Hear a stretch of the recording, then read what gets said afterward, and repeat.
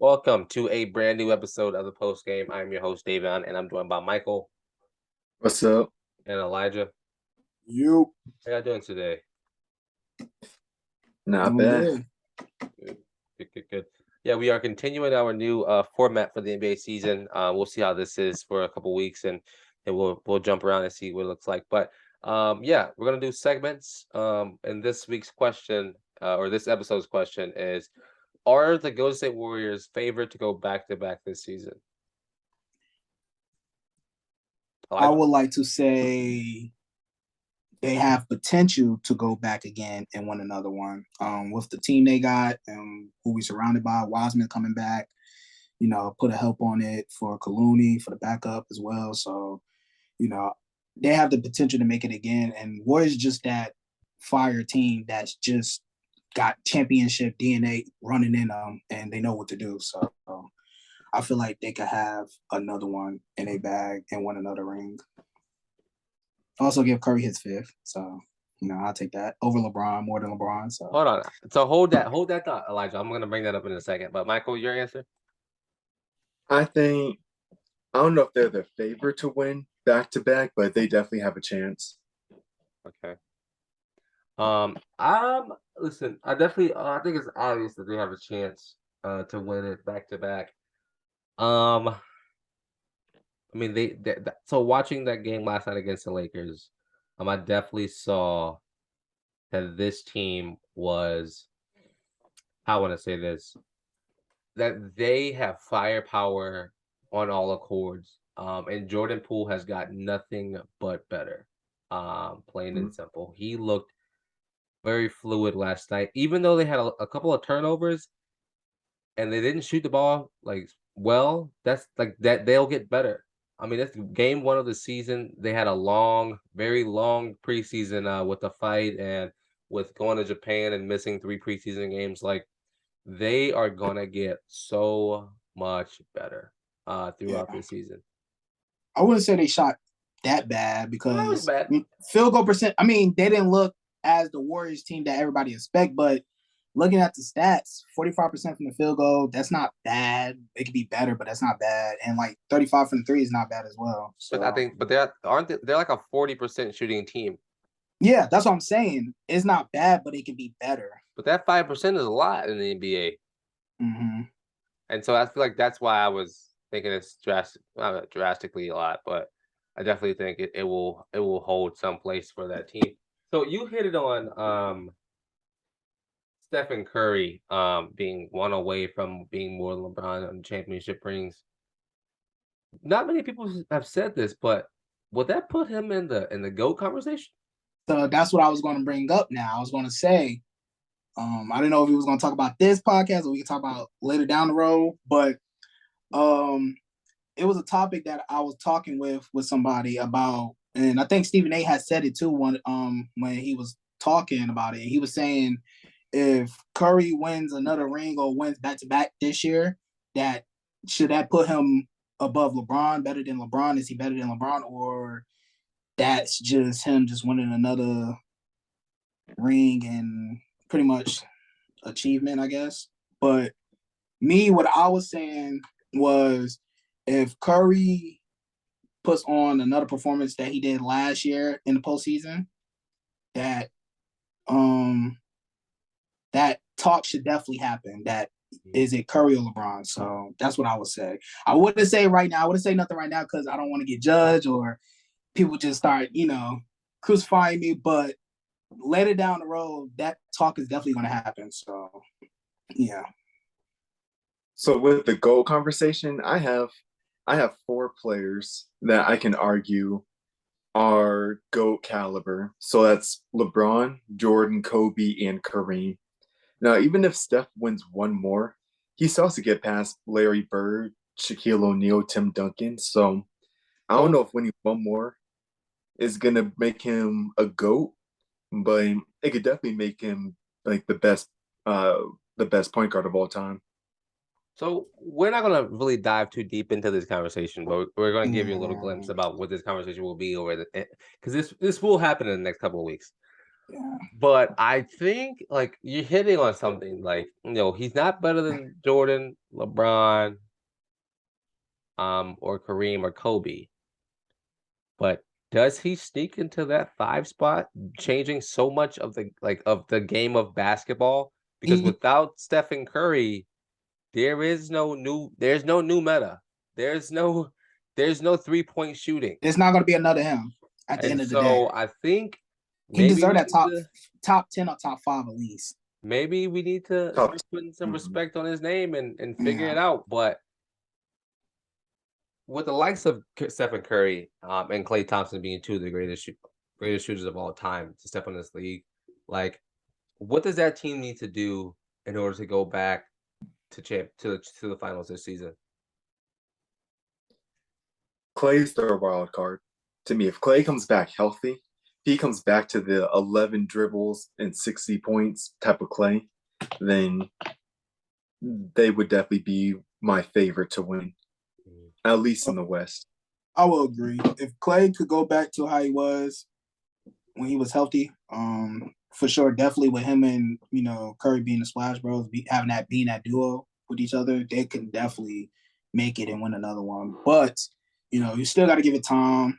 It's only the first game, so we don't know. Clay might start picking it up and playing how he used to. So I mean, can't really say nothing. I know Steve Kerr said that he wasn't going to play that much last night. I think he played anywhere from 20 minutes. He only played 20 minutes. 14 to 18 minutes. I know that's and saying that, and you said he wants to come back slow. Elijah, I always say that it's not the season that they come back from injury; it's the season after that one that I feel like players in any sport thrive better. We can see now in NFL, Saquon looks like to be going back to his winning way up to his MVP, rookie season. And so I think you give this season might be the one for Clay, and I definitely think it's one to look out for. I listen. So you talk about Steph Curry and Clay, and you know what to expect from them. What are you looking for from Jordan Poole? To be that backup guy and to know his role, know when to step it up or when to pick it up to help out for the team. Because to me, like, people have been comparing him to be that backup Curry, which he has the potential to, but he would never be a Curry. But he can at least be like a clone, like how Kobe was a clone with Jordan. So he can at least be that, a clone of Curry, but he would never be better than Curry or be another Curry. So pretty much just step it up. I mean, watching him last night, like carry that second unit, it was scary to see how close. There was one catch and shoot shot that he had last night where I was like, he's learning from the best to ever do it, and it's showing. It's showing as we're watching that he can just get up and flick that thing one time, and it's nothing but net. And it's scary to watch because that's like that young core Golden State has with those veterans, those great veterans on that team. Golden State looks like they could win the next. They could be winning for the next 10 years. And as a Golden State fan, if I'm a Golden State fan, I'm not mad at all. I'm not mad whatsoever. I will say Warriors got it until Curry, Clay, and Draymond leave. Draymond be sooner rather than later. Speaking of Draymond, do you expect that incident in the preseason to affect the locker room? I thought it was going to, but it doesn't seem I thought like it was too. I was gonna say yeah and no, but it's not obviously because see when Jordan Poole and Green was in, they still played how they was playing before last year before the incident happened. So, I guess you gotta eventually move on and stuff and just still play as a team because regardless at the end of the day, that's still your teammate. I still have to play ball together. So, things happen. You get in fights, you get in arguments, but at the end of the day, y'all still teammates and players, and y'all gonna try to win together and help out and work together. So, yeah, no, and it didn't affect it. Mm-hmm. No, I was going to say to that point right there, any other team without having the front office and the locker room that the Warriors have, they could have won. Their season right now could have been jeopardized by this. Like the Warriors, after seeing how they've handled this whole situation, their front office must be goated in order for them to get past this. There's one man, I would say, there's a reason they got past it, and that's Stephen Curry. I thought you were about to say Andre Iguodala. And, well, him as well. I mean, Andre as well, yeah. I mean, and I listen. Go ahead, Michael. I was about to say, but those two, yeah, like, you know, they could form a team, and, you know, people definitely going to, like, you know, pretty much listen to those two. So, I mean, I was watching the game last night, and like towards like the second half, Reggie Miller started talking about what happened, and he said something that was very interesting to me because, you know, him being one of the greatest shooters to ever play the game, one of the top 75 players in the league, and who played in the league, and, you know, being in some Hall of Fame locker rooms. He says, I mean, and I know this for a fact too. Like, this happens all the time. Fights like this happen all the time. But, you know, and they don't happen on the bad teams because the bad teams don't care and they know that they suck. But it happens on the good teams because when people start to cross boundaries like maybe Jordan Poole did, or to get big headed like maybe Jordan Poole did, you know, somebody like Draymond Green, the true leader for this team, they step up to humble the guy. And so, I mean, he said things like this happen all the time, but the problem was the media got a video of it. And that's the only problem. That if there was no video, we wouldn't be talking about this right now. But because we saw it and we saw how crazy it was, that's why we're still having a conversation. I think it would have been big if the video didn't drop. I think people would have talked about it because eventually it would have spread out that, they got an altercation, and people would have probably tried to figure out like what happened. Because, you know, for instance, like you were saying, it's going to happen. It always happened to great teams, like for, you know, Steve Kerr and Jordan back in the days. You know, they got in the tussle. So, and it was talked about, but nobody seen what happened. They just heard. It's just he say, she say. So due to that video dropping and seeing, like, for our eyes, like, what happened, it just made it worse and bad, and like made it like, dang, like he was in the wrong. Plus, we didn't have no audio, so we don't know what was said.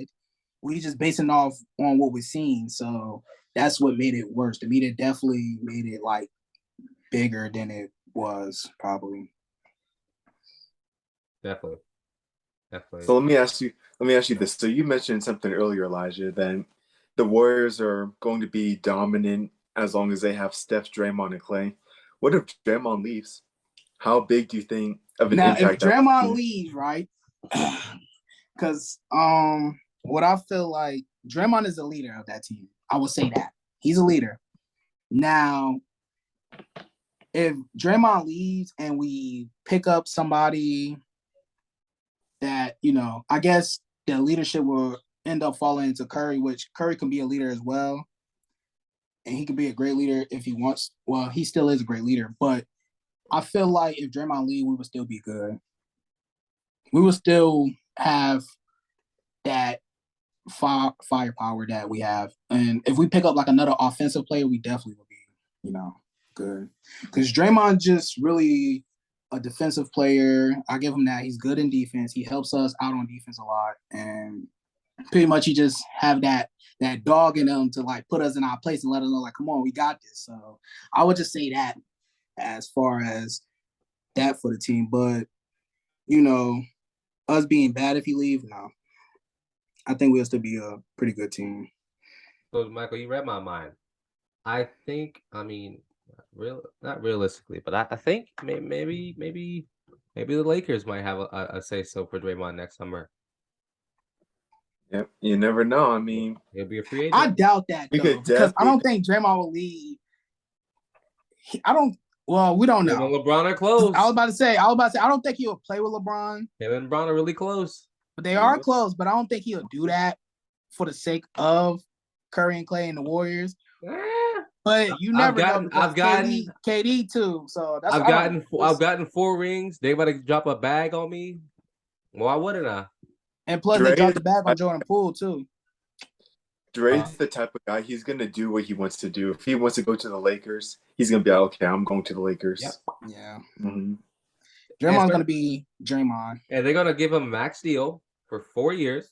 Who cares? Who cares? Golden State. Who? I don't know those people. That's exactly how he's gonna be too when he leaves. And so that's why I think he would. But I mean, any final thoughts before we get out of this Go Say question? Nope. Hopefully, Curry get another ring. We'll revisit this in 6 months to see where they are. But yeah, man, if you made it this far, appreciate you for listening. Elijah, Michael, thank y'all for joining too. My name is Davion. This has been the post game. Peace.